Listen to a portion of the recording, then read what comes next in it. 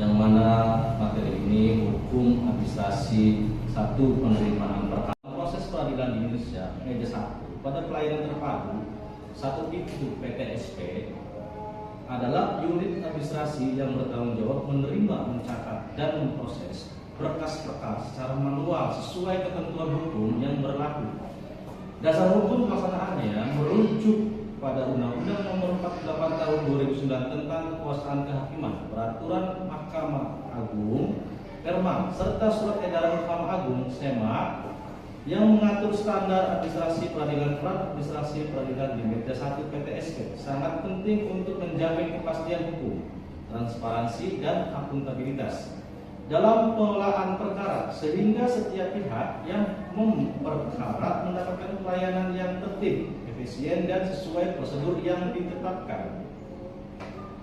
Dalam persyaratan dokumen, ada suatu gugatan atau permohonan dokumen utama yang memuat pokok perkara, dasar hukum, dan petitum yang diajukan oleh penggugat atau pemohon.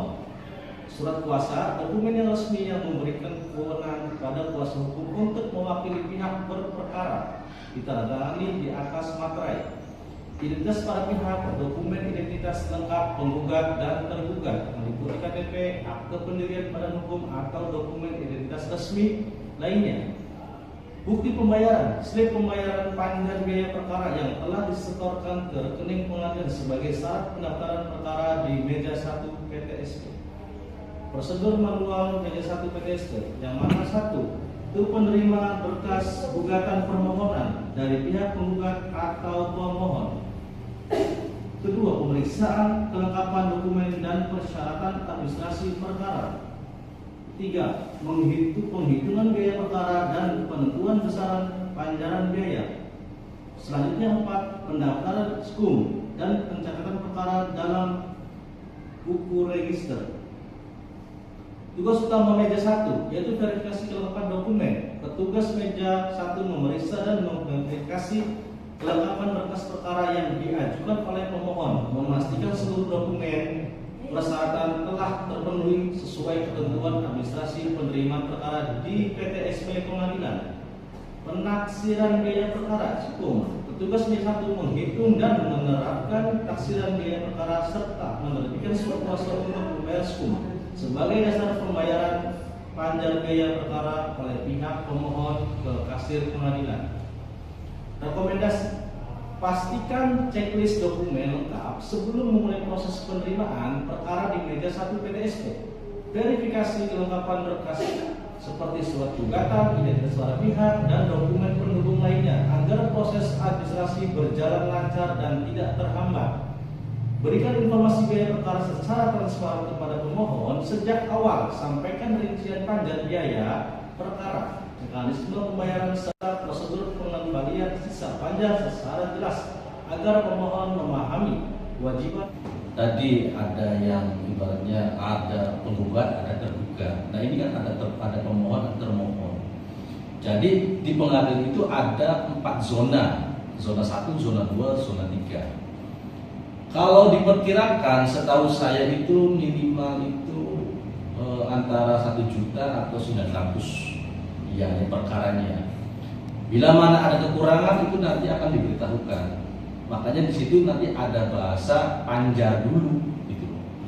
Karena belum tahu nih lawan sudah hadir atau tidak dalam persidangan.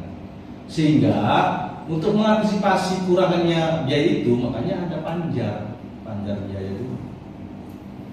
Gitu loh.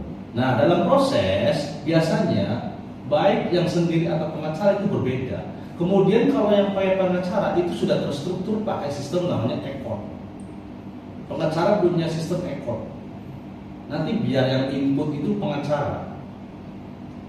Ketika pengacara sudah menginput, kemudian pengacara itu membayar panjar, pengacara kan pasti nanti akan memberitahukan ke klien bahwa biaya sekian rinciannya klien. Nah kemudian relas pun akan nanti nyampe ketika sudah selesai panjar biaya. Nah ketika nyampe relas, nanti itu panggilannya itu sidangnya jam hari apa, jam berapa itu udah kali tersampaikan, mengetahui. Biasanya kalau sidang pertama itu pengacara baik klien itu datang bersamaan. memastikan bahwa sebagai penggugat itu wajib hadir. Namanya prinsipal itu wajib hadir 1 kali. Apakah benar-benar dia melakukan upaya hukum sebagai penggugat atau tidak, kan gitu. Kemudian barulah ketika baik ada lawan atau tidak, nanti dipastikan dulu sidang pertama. Ketika ada lawan, otomatis hakim memerintahkan untuk mediasi terlebih dahulu. Bedanya kalau tidak ada perlawanan dari tergugat, kemudian hakim pasti akan memerintahkan lanjutan sidang kedua. Nah, di sidang kedua baru bagaimana hakim nanti menanyakan baik dari mulai identitas, ya kan, isi gugatannya, yang jadi tuntutannya, itu memproses apakah diputus, apakah ditolak, apa MO. Kita tunggu hasilnya sesuai tidak yang jadi tuntutannya, kan gitu. Faktanya betul tidak sesuai dengan bukti-bukti yang dilampirkan di dalam gugatan.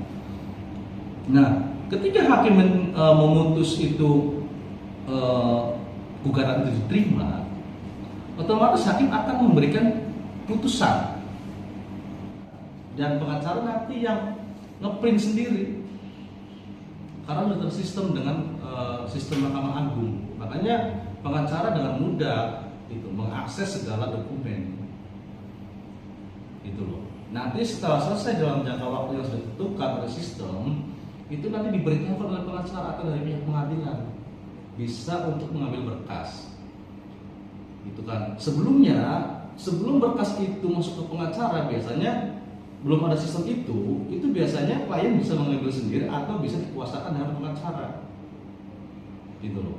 Misalkan ada halangan nih, dikuasakan lagi untuk pengambilan berkas putusannya, itu boleh pakai pengacara. Tapi kalau misalkan klien tidak mau mengeluarkan biaya, itu bisa ngambil sendiri dengan ketentuan membawa identitasnya. Kan seperti itu. Sampai semuanya berkas, terus sisa panjang berapa nanti silakan diarahkan untuk mengambil sisanya. Sudah berkas diterima, selesai gugatan. Nunggulah 14 hari apakah ada banding atau kasasi atau PK. Itu kan belum kerah tuh. Tapi setelah selesai dari waktu 14 hari itu nanti ingkrah. Beda halnya ketika ada pengajuan gugatan hak gonogini atau hak asuh, itu sekarang itu terpisah.